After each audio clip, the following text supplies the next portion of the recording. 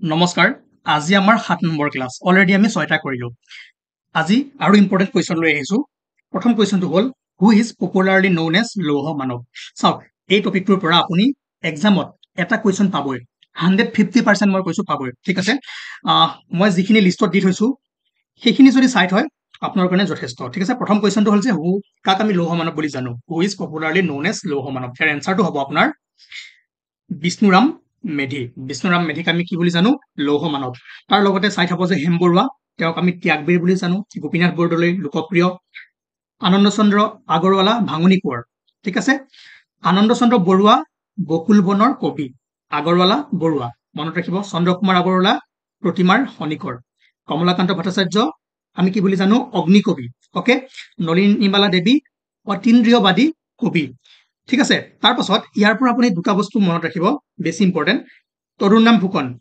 তেওঁক আমি কি বুলি জানো দেশভক্ত তৰুণৰাম ফুকন কৰ্মবীৰ নবীন চন্দ্ৰ বৰদলৈ আৰু বিহগী কবি বুলি কাক কোৱা হয় ৰঘুনাথ চৌধুৰী চাওক বহুত আছে কিন্তু মই যি 10-12 জনৰ নাম দি থৈছো ইম্পৰ্টেন্ট পাৰ্সনেলিটিজ তেওঁলোকৰ এইখিনি পঢ়ি যাব ইয়াৰ পৰা আহাৰ বেছি চান্স আছে ঠিক আছে বাকি যদি আপুনি বেছিকে পঢ়িব পাৰে বেলেগৰ পৰা পঢ়িব পাৰে তেনেহলে বেছি ভাল কথা ওকে নাও আৰু এটা ইম্পৰ্টেন্ট কোৱেশ্চন ইয়াৰ পৰাও এটা কোৱেশ্চন আপুনি পাব কোনবোৰ টপিকৰ পৰা কোৱেশ্চন আনে সেইবোৰ ভালদৰে ৰিসাৰ্চ কৰিব তেতিয়া গম পাব ওকে তাৰ পৰা কিবা নহয় কিবা এটা আহিব এতিয়া Assam medical college was establish in the year এই কিমান চনত ইম্পৰ্টেন্ট কলেজ বা ইনষ্টিটিউচনবোৰ এস্টাব্লিশ হৈছিলে তাৰ পৰা এটা কোৱেশ্চন আহিবলৈ আমি দেখা পাওঁ আসাম মেডিকেল কলেজ ঠিক আছে কিমান চনত হৈছিলে ইয়াত লিখা আছে 1947ত অসম মেডিকেল কলেজ স্থাপন হৈছিলে তাৰ লগত আপুনি চাই থাকক গুৱাহাটী ইউনিভাৰ্চিটি কিমান চনত হৈছিলে 1948 চনত ঠিক আছে গুৱাহাটী হাইকোৰ্ট 1948 কটন কলেজ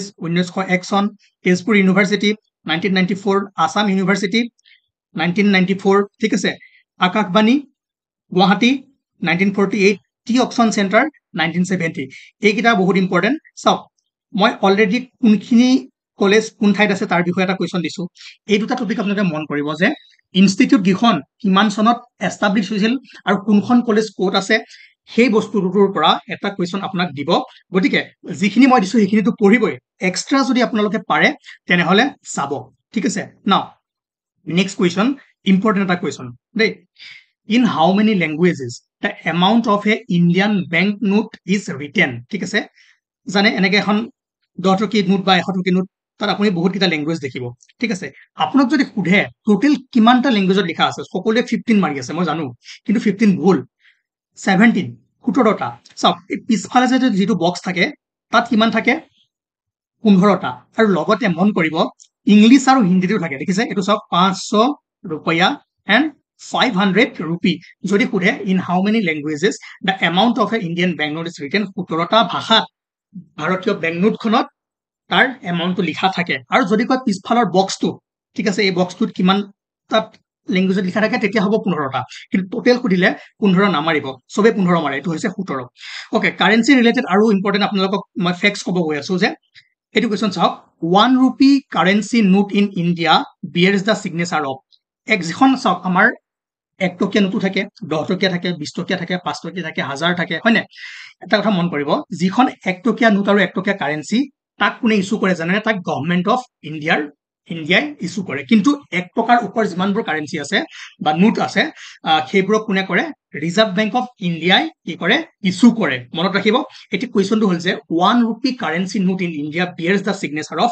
ইয়াত কাৰ সিগনেচাৰ থাকে এটো হ'ব আপোনাৰ finance secretary of the government of India not finance minister not president finance secretary আকৌ যদি আপোনাক কয় 1000 টকাৰ নোটখনত বা 500 টকীয়া নোটখনত 1000 টকীয়া নোট বাৰু নাই এতিয়া 500 ত 10 টকা 20 টকা মানে 1 rupeeৰ ওপৰৰ নোটবোৰত কাৰ সিগনেচাৰ থাকে তেতিয়া হ'ব আপোনাৰ গভৰ্ণৰ অফ RBI ঠিক আছে মনত ৰাখিলে 1 rupeeৰ নোট আৰু 1 rupeeৰ কইন কোনে ইস্যু কৰে গভৰ্ণমেন্ট অফ ইণ্ডিয়া চাওক ইয়াত এখন 1 rupeeৰ নোট দেখিছে ইয়াত কি লিখা আছে গভৰ্ণমেন্ট অফ ইণ্ডিয়া কিন্তু আপুনি যদি এইবোৰ 50 100 টকীয়া নোটবোৰ চাই ইয়াত লিখা থাকে কি ৰিজাৰ্ভ বেংক অফ ইণ্ডিয়া ভাৰতীয় ৰিজাৰ্ভ বেংক ঠিক আছে এটো কনসেপ্ট ক্লিয়াৰ হ'ল ওকে কাৰেন্সি ৰিলেটেড আৰু কোৱেশ্চন বহুত আছে আমি লাহে লাহে কৰিম তাৰ আগত আমি এটা বেলেগ টাইপৰ কোৱেশ্চন কৰি লওঁ না কাৰেন্সি ৰিলেটেড কৰি লওঁ নেকি আগে ঠিক আছে আছে ইয়াৰ পিছত আৰু ইম্পৰ্টেন্ট কোৱেশ্চন আছে ঠিক আছে প্ৰথমে আমি অকমান ইজি কোৱেশ্চন খিনি কৰি আছো নাও what is the currency of Saudi Arabia চাওক ইয়াৰ পৰা এটা কোৱেশ্চন আহিব ঠিক আছে সৌদি আৰবিয়াৰ কাৰেন্সিৰ নাম কি হয় ঠিক আছে সব কান্ট্ৰি নালাগে যিকেইটা ইম্পৰ্টেন্ট হয় মই এটা মাৰ্ক কৰি দিম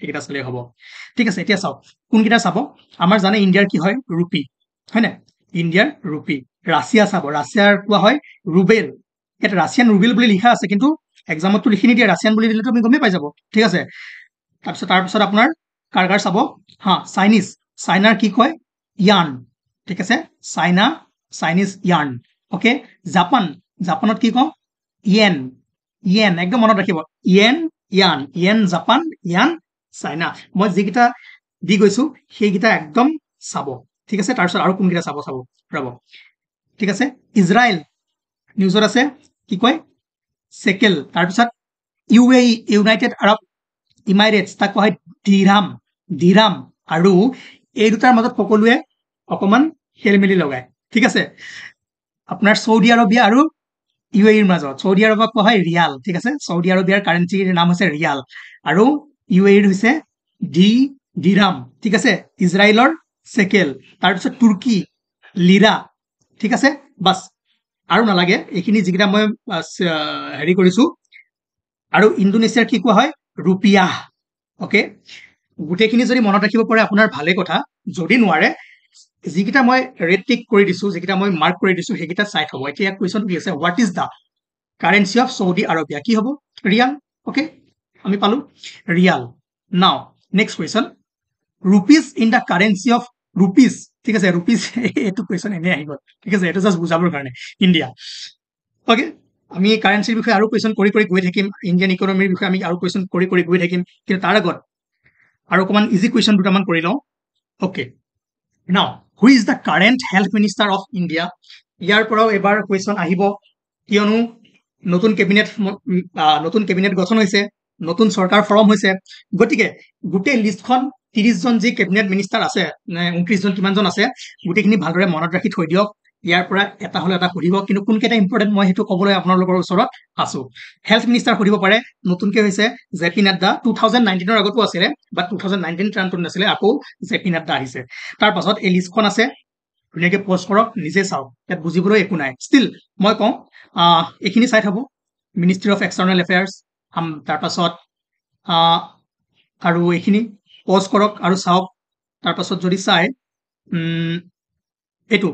এইটো আহিব পাৰা হু is the current minister of Ayush minister ঠিক আছে কোন হয় তেওঁ হৈছে সৰ্বানন্দ সোণোৱাল এতিয়া সৰ্বানন্দ সোণোৱালৰ লগত কি মিনিষ্ট্ৰী আছে আৰু চাওক minister of ports shipping and waterways and minister of Ayush ঠিক আছে তেওঁ কি মিনিষ্টাৰ হয় পোৰ্টছ শ্বিপিং এণ্ড ৱাটাৰৱেজ লগতে মিনিষ্টাৰ অফ আয়ুষ এইটো ভেৰি ভেৰি ইম্পৰ্টেণ্ট এইটো ডাইৰেক্ট কুৱেশ্যন দেখিব পাৰে ঠিক আছে তাৰপাছত মিনিষ্টাৰ অফ আৰ্ট ছায়েন্স কোন কিৰণ ৰিজিজু ঠিক আছে অসমীয়া ষ্টুডেণ্টখিনি আপোনালোকে মন দি যাওক মই অসমীয়াতে কৈ গৈ আছো এই যিখিনি টাৰ্ম আছে কথা নাই ইংলিছতে শিকক দুই এটা বস্তু ইংলিছত জানিব লাগে ঠিক আছে গোটেইখিনি যে কমপ্লিট আছামিছত জানিব লাগিব তাৰ কোনো কথা নাই নো ডাউট অসমীয়া ভাষা শিকিব লাগে জানিব লাগে কিন্তু অলপমান এডজাষ্ট কৰি চলিব লাগে ঠিক আছে নাও আৰু ইম্পৰ্টেণ্ট কুৱেশ্যন ঠিক আছে এইখিনি একদম যিমান পাৰে আজি কমপ্লিট কৰি দিয়ক কোনে কি মিনিষ্ট্ৰী পাইছে কোন কি মিনিষ্টাৰ হয় তাৰপাছত যেনেকে আমাৰ চেন্ট্ৰেলত আছে তেনেকৈ অসমৰো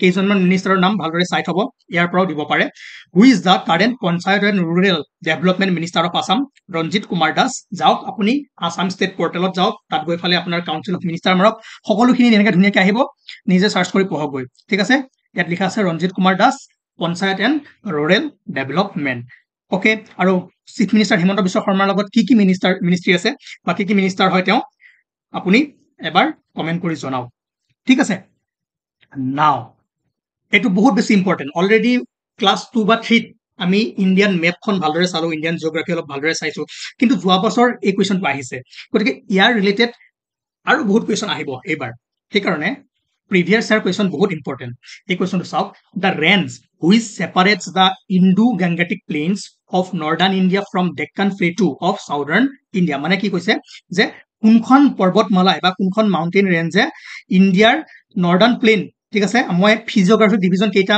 অলৰেডি পঢ়ালো নাই পঢ়া যদি গৈ চাওক গৈ সেই নৰ্দাৰ্ণ প্লেইনক ডেক্কান প্লেটুৰ পৰা কোন দুখন মাউণ্টেইনে আপোনাক ছেপাৰেট কৰে 2 মিনিট এই মেপখন চাওক এতিয়া আপোনাৰ চব ক্লিয়াৰ হৈ যাব ঠিক আছে এই চাওক এইটো হৈছে আপোনাৰ হিমালয়ান ৰেঞ্জেছ আমি অলৰেডি পঢ়িলো, সেইকাৰণে আমি অলপ অলপকৈ পঢ়িছো।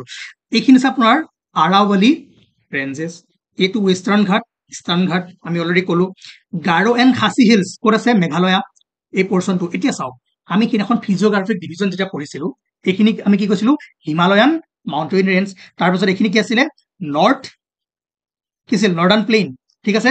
তাৰ পাছত এইখিনি আছিলে আপোনাৰ পেনিচুলাৰ প্লেটু, অ'কে। ইয়াতে আছে আপোনাৰ কি? ডেক্কান প্লেটু। আৰু ডেক্কান প্লেটু আৰু নৰ্দাৰ্ণ প্লেইনক কোনে ডিভাইড কৰিছে চাওক? বিন্ধ্যা আৰু সতপুৰা ৰেঞ্জে।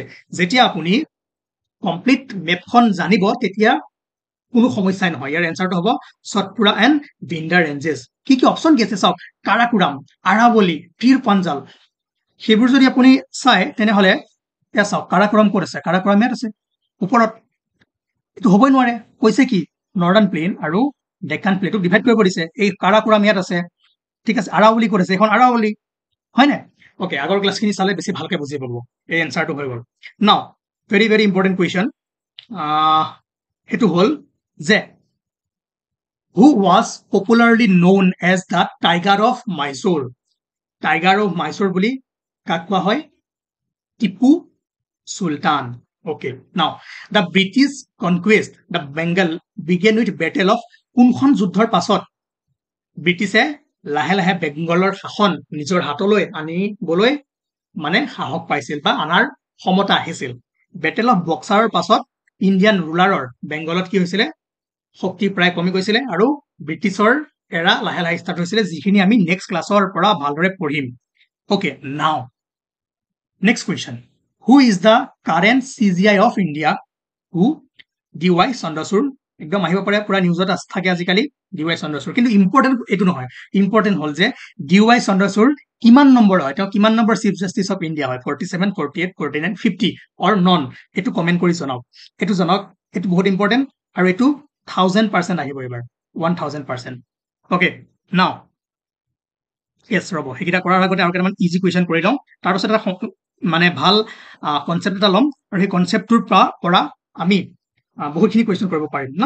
আৰু এটা বস্তু চাব, ইয়াৰ কুৱেশ্যনটো নাহিলেচোন। অ'কে, যিবোৰ ট্ৰেণ্ডিং স্কিম আছে সেই স্কিমবোৰ কোনকেইটা মিনিষ্ট্ৰীৰ আণ্ডাৰত হয়? ইয়াৰ পৰা কুৱেশ্যন আপুনি প্ৰিভিয়াছ ইয়াৰ পেপাৰটো পাব, আৰু যিয়ে নহওক, যি এক্সামেন হওক, এই কুৱেশ্যনটো আহিবই।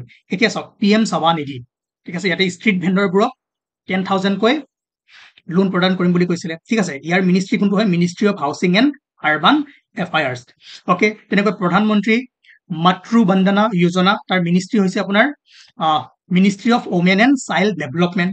প্ৰধানমন্ত্ৰী Awas Yojana, ministry of rural development. Jal Jeevan mission কাৰ আণ্ডাৰত আছে? মিনিষ্ট্ৰী অফ জল শক্তি। উড়ান, এই স্কিমটো কাৰ আণ্ডাৰত আছে? Ministry of civil aviation. Ayushman Bharat Yojana, ministry of health and family welfare, ঠিক আছে। ইয়াৰ পৰাও কুৱেশ্যন পাব। এইকেইটা বেছি ইম্পৰ্টেণ্ট হয়, কাৰণ ইয়াৰ পৰা এটা অহাৰ আপোনাৰ চান্স আছে। স্কিম আৰু কোনটো মিনিষ্ট্ৰীৰ আণ্ডাৰত আছে। মই কোনবোৰ বস্তু আপোনালোকৰ কাৰণে লৈ আহোঁ যিবোৰ টপিকৰ পৰা কুৱেশ্যন আহিব পাৰে।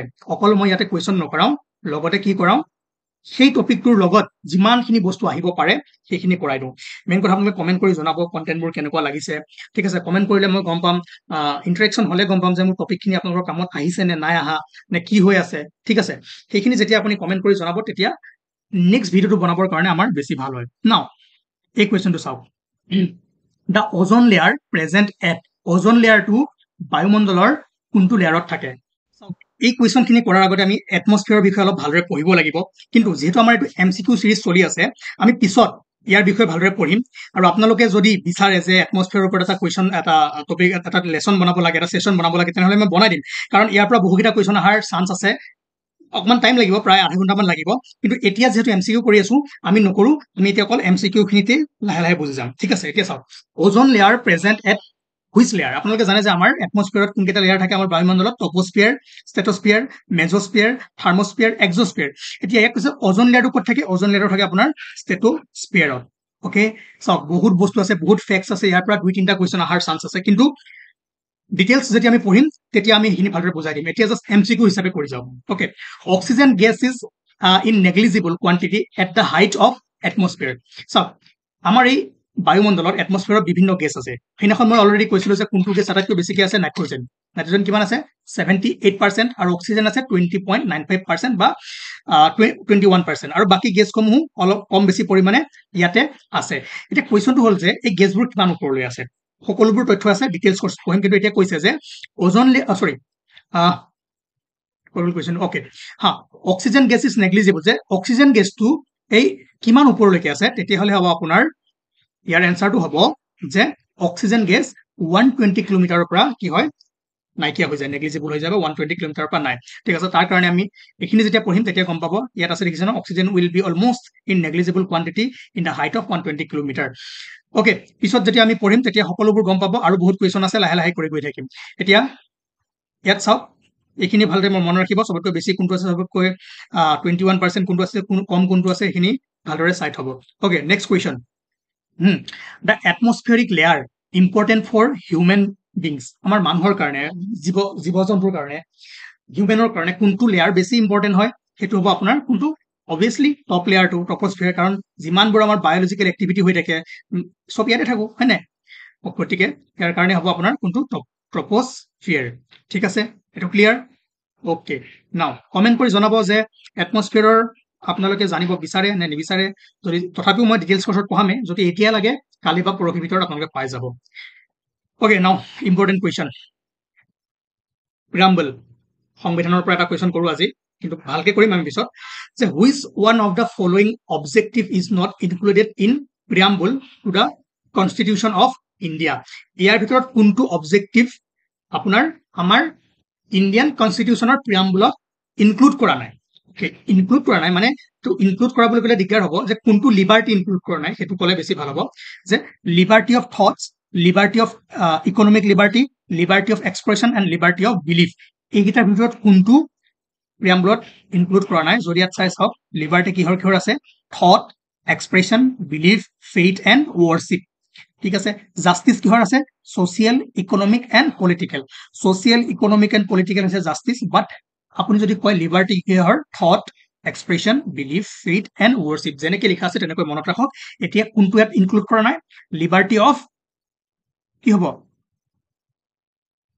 কমেন্ট কৰক ইকনমিক লিবাৰ্টি ঠিক আছে ইকনমিক লিবাৰ্টি নাই liberty of thoughts expression and belief okay next question আজি আৰু ক'ৰ পৰা কৰোঁ নতুন টপিক ঠিক আছে আজিৰ কাৰণে মানে আছে অকণমান টাইম লাগিব এইখিনি কৰোঁতে গতিকে কমেণ্ট কৰি জনাওক কেনেকুৱা লাগিল তাৰ পাছত নেক্সট সেশন লাগে নে নালাগে আৰু কেনেকুৱা ধৰণৰ কুৱেশ্যন আপোনালোকে বিচাৰে সেইখিনি যদি কয় তেনেহ'লে আমি আৰু আগুৱাই যাব পাৰিম ধন্যবাদ